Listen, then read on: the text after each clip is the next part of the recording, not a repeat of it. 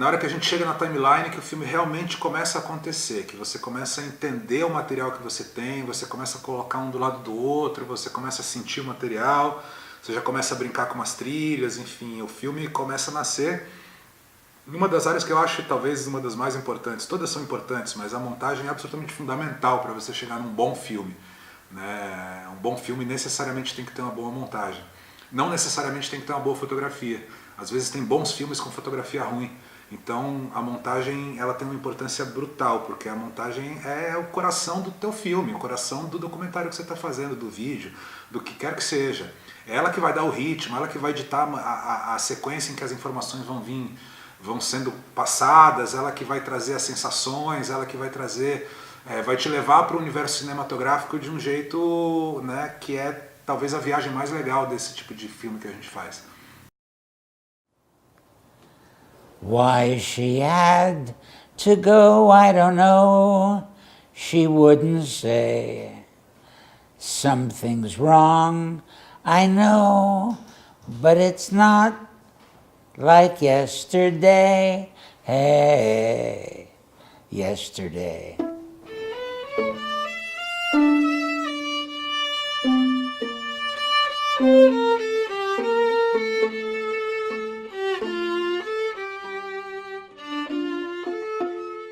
Quarenta anos é uma etapa, é um divisor de águas. E realmente a ideia é fechar um capítulo e abrir um novo. Eu acho que o ponto de partida da minha autoavaliação vai ser o absurdo que aconteceu. Não por causa das gravatas, por causa de mim mesmo. Então a gente vai falar agora um pouquinho sobre esse roteiro construído na timeline, né? Esse roteiro construído na hora que você está montando. Então, algumas coisas básicas a gente tem que falar, né? Acho que a primeira delas é de que cada vídeo que você está fazendo, ele tem que ter determinadas características de acordo com o lugar onde ele vai ser exibido, né? Então, um vídeo que você está fazendo para televisão é uma coisa, um vídeo que você está fazendo para a internet é outra, um vídeo que você está fazendo para o cinema é uma outra coisa completamente diferente, né? No cinema, normalmente quem vai ver um filme no cinema é uma pessoa que pagou ingresso para entrar no cinema, uma pessoa que desligou seu celular, entrou numa sala escura, sentou numa poltrona, ela está preparada para uma jornada. Então no cinema você pode começar de uma maneira mais lenta, você pode começar sem revelar muita coisa, você pode ir construindo aquele caminho de forma consistente para você chegar nas tuas viradas, para você conseguir chegar na tua história. Você pode ir construindo o ambiente de uma maneira mais calma, mais tranquila. No vídeo para a internet, você tem um problema, que é grande excesso de vídeos que você tem disponíveis e as pessoas estarem sempre muito dispersas fazendo várias coisas ao mesmo tempo. Então, no vídeo para a internet você tem que começar de uma maneira muito, muito forte. No vídeo para a internet é importante que você use, né, na tua narrativa elementos muito fortes. Talvez o que você tenha de mais forte no vídeo você tenha que, eu não digo gastar logo no primeiro minuto, mas talvez dar uma pista ou deixar uma sensação, deixar um suspense no ar de alguma maneira, pensar num jeito, né, de fazer o cara, de ganhar o cara ali no começo do vídeo. Que momento da Alemanha, muito perto do tetracampeonato mundial. A Argentina chora. Gol de Alemania, faltando 7 minutos. Debo decir la verdad. Tengo mi derecho de tipo que... É que só tá vindo elite aqui ver esse jogo. Chiquito, dame una más, dame una más, dame una más, dame una más, dame una más, dame una más. Pelota larga, la pone larga, corre la Marcos Rojo, la pelota adentro, se prepara Lam, la viene buscando, rechaza Goetze. Levou na direita, pode chamar legal, pintou, gol da Holanda, partiu o lançamento para o Percy, Davi Luiz tocou, botou, de cara a cara. Gol da Holanda!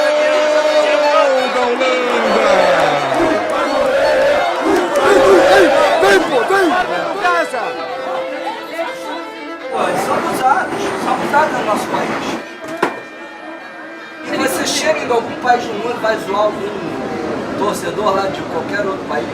Não, né? Alemanha e Brasil, não muito, não. Novo campeão, os alemães fazem a festa no Maracanã e os argentinos, solidários a nós, choram no Maracanã.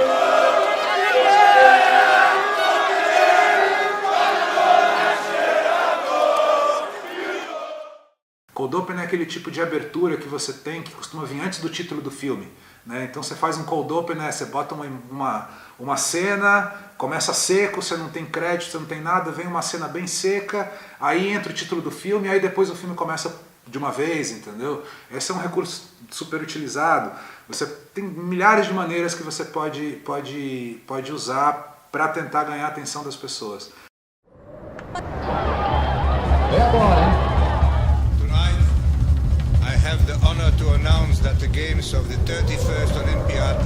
O Brasil é mesmo um país sério? Tem capacidade de fazer e entregar uma Olimpíada bem organizada? Rio de Janeiro.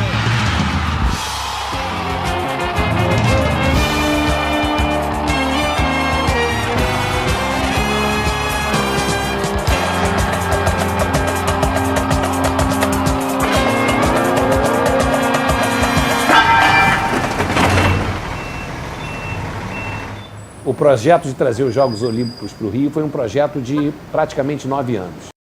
Uma outra possibilidade é essa, de você pegar uma frase muito forte que você tem no teu vídeo, uma frase emblemática, uma frase de impacto, né, quase sensacionalista, soltar ela de uma maneira mais solta, mesmo sem explicar direito, sem contextualizar, e aí aos poucos você vai explicando e você vai chegando no cerne da questão de novo, né? Isso é uma maneira que isso com uma trilha, né, com uma trilha que acompanha a sensação que você quer passar, eu acho que é uma coisa que funciona bastante. Triste Bahia. Os Jogos Olímpicos foram feitos para ganhar dinheiro. E essa história de legado é para trouxa, que nem eu.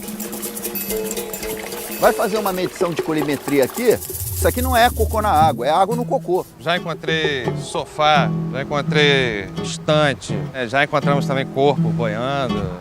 Eu, pelo menos, não vi o estudo de como se alcançaria os 80% de tratamento até 2016. Não se deve estabelecer meta se você não tem os recursos garantidos para atingir essa meta. Esses 12 bilhões de reais, o governo não tem. Eu não duvido que nunca, em tempo algum, alguma autoridade brasileira pensou em recuperar alguma coisa disso aqui. Passaram-se 5, 6 anos, não fizeram nada. Uma vez que não vão despoluir para os Jogos Olímpicos, para mim nunca mais vai despoluir. A gente vai ter essa Bahia suja para o resto da vida.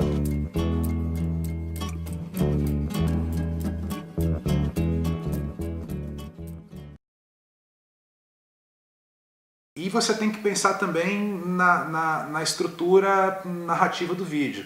Por exemplo, quando você vem com uma informação muito importante, uma informação que é uma complexa, que a pessoa precisa entender, que a pessoa precisa digerir, senão ela não vai entender o resto do filme, é super importante depois disso, dessa informação, você dar um respiro. Você trabalhar com um pouco mais de trilha, você dar um respiro que é o tempo que essa pessoa precisa para entender e para assimilar a informação que você passou.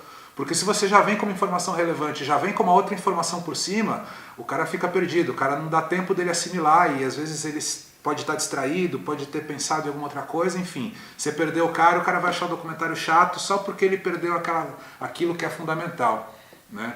Muitas vezes repetir é importante também, você ter uma mesma informação que você passa 2, 3 vezes, né? Essa é outra coisa que eu acho que também é importante. Pensar nos infográficos, o Alessandro Alvim está falando sobre isso nesse curso e, na verdade, o vídeo pode funcionar de uma maneira muito efetiva junto dos infográficos, né? Eu acho que isso entra na construção do roteiro, quando você tem uma informação que você precisa passar e que você não tem ela em falada ou que você acha que em texto ela vai funcionar melhor, é a hora que entra o infográfico, que entra o mapa, que entra o gráfico, isso é super relevante, super importante. Mas você tem que pensar sempre nessa narrativa de você ter um começo, né? Você tem um começo impactante, você tem um meio ali que explica e você tem um final forte também, porque o final também é super importante, né? Por mais que o cara deu o clique, o cara começou a assistir, você tem que segurar o cara, o final é fundamental. É super importante pensar no teu documentário como um gráfico mesmo, entendeu? Você desenhar ali na timeline, você pensar nesse gráfico de altos e baixos que o filme tem.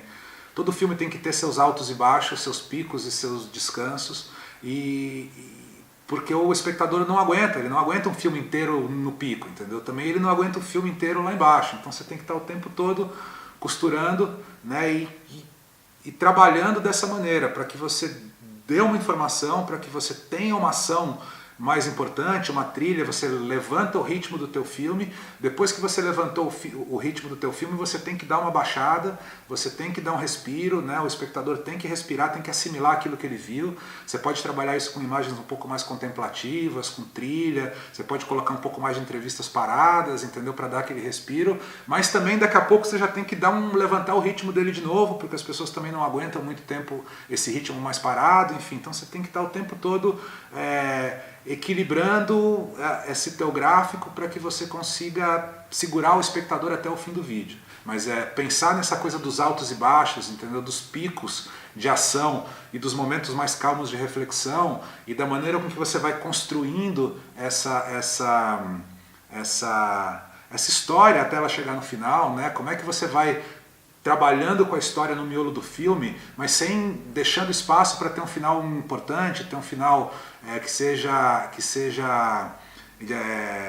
que surpreenda o espectador de alguma maneira. É muito legal quando você consegue surpreender o cara com o final, né? Você até engana ele um pouquinho, ele acha que vai para um lado e o roteiro acaba indo para o outro, o final acaba sendo uma outra coisa, né? Então, eu acho que é isso. Na verdade, o grande segredo é que você tem que trabalhar com elementos que são elementos dramatúrgicos no roteiro de documentário também, né? São elementos que normalmente se usa na ficção e que você tem que trazer isso para o documentário, para a construção do teu roteiro, né? Você, por exemplo, muitas vezes você tem um documentário em que está muito claro que você tem um vilão e que você tem um mocinho, né? Isso acontece em muitos filmes, então, na verdade, você vai trabalhando o roteiro né, pensando também no roteiro de ficção, com turning points, né? O herói que quase se ferra e que dá a volta por cima e que acaba ganhando, enfim. Cada história é uma história, mas eu acho que para fazer um bom filme, não só contar uma história de uma maneira jornalística básica, para fazer um bom documentário relevante, com uma cinematografia importante e tal, você tem que pensar nisso, entendeu? Pensar em trazer esses elementos cinematográficos, esses elementos dramatúrgicos para o teu roteiro. Claro que sempre falando a verdade, sempre mantendo o seu padrão ético e sempre tendo claro na tua cabeça que é muito fácil manipular uma informação, usando esses elementos de dramaturgia, não só de roteiro que a gente está falando agora, como os estéticos que a gente vai falar lá na frente. E eu vou falar isso de novo quando a gente estiver lá gravando esse vídeo. É muito importante que você tenha uma postura ética e que você seja fiel ao que você viu, né? Seja fiel ao que você presenciou, seja fiel à história que você está contando. Porque é muito fácil você manipular essas informações, manipular esse roteiro, manipular de uma maneira com que você faça um filme mais até interessante, sensacionalisticamente falando, mas que ele não seja verdadeiro. Então, essa é uma coisa que você tem que tomar sempre muito cuidado e pensar que a tua história, tudo que você construiu, a tua credibilidade é fundamental para fazer com que as pessoas acreditem nesse vídeo. Então você tem que ser muito correto em relação a isso, porque não tem espaço para errar. Se você pisar na bola uma vez, tua carreira já era, tua credibilidade acaba, a credibilidade dos vídeos que você faz acabam junto. Então eu acho que se eu puder falar uma coisa, talvez uma das mais importantes desse curso, que eu vou falar mais de uma vez, é isso. Tome muito cuidado com o poder que você ganha quando você tem a possibilidade de manipular a informação com elementos cinematográficos dessa maneira. Porque se você não for ético, se você não for real, se você não for verdadeiro, você está fadado a ninguém acreditar nas coisas que você faz. Então, assim, isso é uma das coisas primordiais. Eu queria terminar esse vídeo falando sobre isso.